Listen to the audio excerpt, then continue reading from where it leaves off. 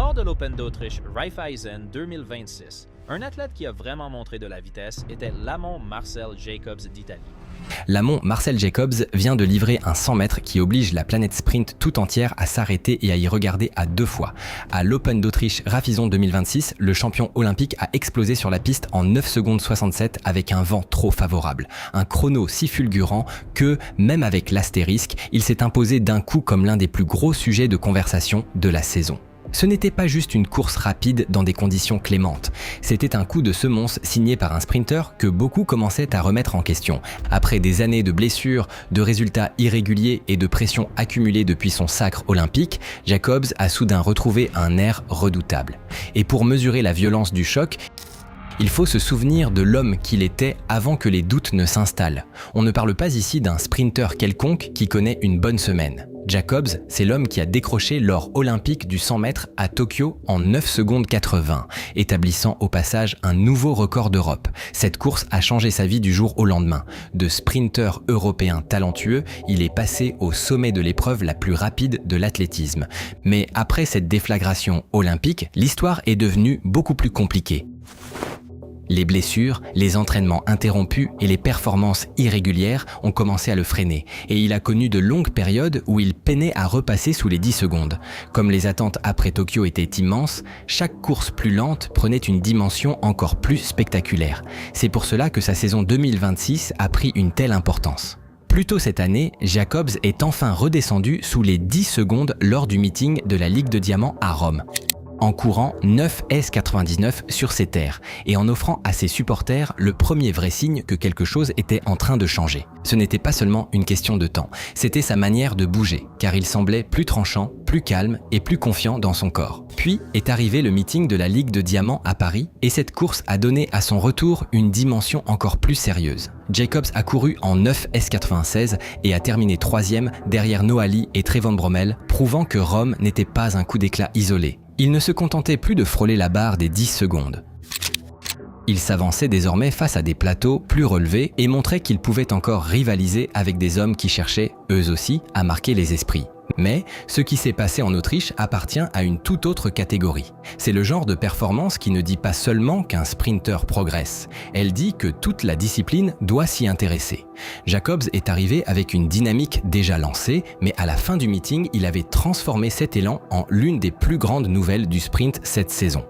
Le drame a commencé bien avant la finale. Dès les séries de qualification, les 2 premières vagues avaient déjà installé une ambiance électrique, car Wade Van Niekerk, Owen Hanna et Rommel Glaive ont tous signé des chronos très rapides sous la barre des 10 secondes. Glaive est même descendu sous les 9,90, un signe immédiat que la piste délivrait une vitesse exceptionnelle. Il y avait pourtant un hic de taille. Les relevés de vent lors de ces premières séries dépassaient la limite autorisée, avec des mesures autour de pulse 3,1 et pulse 3,0 mètres par seconde. Ces marques ne pouvaient donc pas être homologuées comme record personnel ou officiel. Reste que lorsque plusieurs athlètes courent aussi vite dès les séries, le message est limpide, le plateau est prêt. Puis est arrivée la 3e vague. Et c'est là que Jacobs est entré en piste. Dès le coup de feu, il a semblé différent. Un temps de réaction solide, des premières foulées puissantes, une phase de mise en action qui l'a immédiatement détaché du reste du peloton. Il ne courait pas après ses adversaires. Il ne remontait pas laborieusement le classement. Il maîtrisait la course presque depuis le départ. La deuxième moitié de cette course qualificative fut plus impressionnante encore.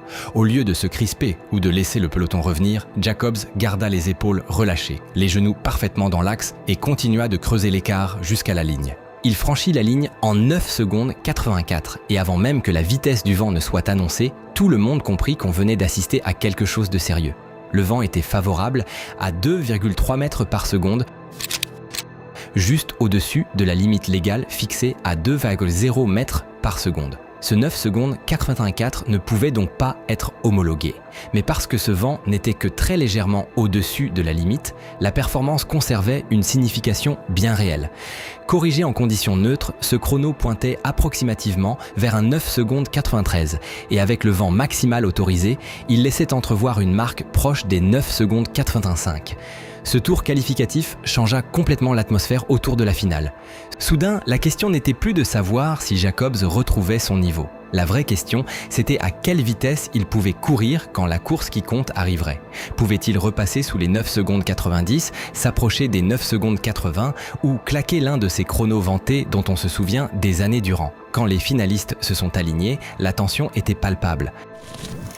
Jacobs possédait le pédigré olympique et le coup de semonce le plus rapide des séries, mais Rommel Glev avait déjà affiché une vitesse massive, Van Niekerk laissait entrevoir une pointe de vitesse inquiétante sur 100 mètres et Yoshidi Ayakiru arrivait avec assez de forme pour pimenter la première moitié de course. On sentait que cette finale était taillée pour quelque chose d'extrême. Après le coup de feu, les couloirs du centre sont immédiatement devenus l'épicentre de la course. Jacobs et Glev ont tous les deux bien jailli des starting blocks et dans la phase d'accélération initiale, aucun des deux n'avait creusé un avantage net. Jacobs paraissait puissant, maître de ses appuis, mais Glev était juste à sa hauteur, forçant le champion olympique à continuer de construire sa course, puis tout a basculé dans les 20 à 30 derniers mètres. C'est là que Jacobs a recommencé à ressembler au Jacobs des Jeux, car il restait grand, fluide et continuait d'exercer une pression constante, là où la plupart des sprinteurs commencent à se battre contre leur propre mécanique. Glev était toujours en course, mais Jacobs possédait la finition la plus propre, la forme la plus solide et la meilleure dernière ligne droite. À chaque foulée, Jacobs se rapprochait d'un chrono qui semblait à peine croyable au premier regard. Il franchit la ligne, le tableau afficha 9,66 et pendant un instant, toute la course parut figée dans l'incrédulité. Sur 100 mètres, quand un chiffre dans la zone des 9,6 apparaît à côté d'un nom, l'esprit file immédiatement vers les hommes les plus rapides de l'histoire. Le résultat officiel fut ensuite publié 9 secondes 67 et c'est là que l'histoire a explosé. Non, le temps n'était pas homologué parce que le vent était trop fort. Mais cela restait une marque démente sur 100 mètres. On ne court pas 9,67 par accident et aucun vent ne peut fabriquer un tel chrono sans une vitesse d'élite, un timing parfait et un corps manifestement prêt à foudroyer la piste. Le reste du plateau a prouvé à quel point cette course était rapide.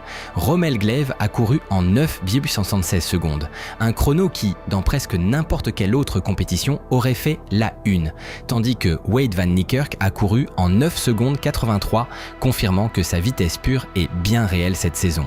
Ayakiru a passé la ligne en 9 secondes 99, une performance sous les 10 secondes qui exige normalement toute l'attention, mais ici elle fut engloutie par le chaos devant. Bien sûr, l'astérisque majeur doit être posé clairement. Le vent en finale soufflait à 4,1 mètres par seconde dans le dos, bien au-delà de la limite légale. Ce 9 secondes 67 ne fait donc pas de Jacob le deuxième homme le plus rapide de l'histoire officielle. Il ne réécrit pas la liste des records légaux de tous les temps, ne devient pas un record d'Europe et ne compte pas comme un record personnel officiel. Mais même avec cet astérisque, cela reste l'une des performances les plus rapides jamais produites sur 100 mètres, toutes conditions confondues. Quel que soit le vent, ce chrono place d'emblée Jacobs tout près du sommet de la liste absolue, devant même le fameux 9 secondes 68 de Tyson Gay lors des sélections olympiques américaines de 2008. Ce qui est fou, c'est que le 9,68 de Gay a été couru avec exactement le même vent, plus 4,1 mètres par seconde. Alors oui, le vent était trop fort, et c'est vrai qu'il faut manier cette histoire de record avec précaution. Mais 9,67 reste 9,67. Et dans toute l'histoire du sprint, très peu d'hommes ont franchi la ligne du 100 mètres aussi vite.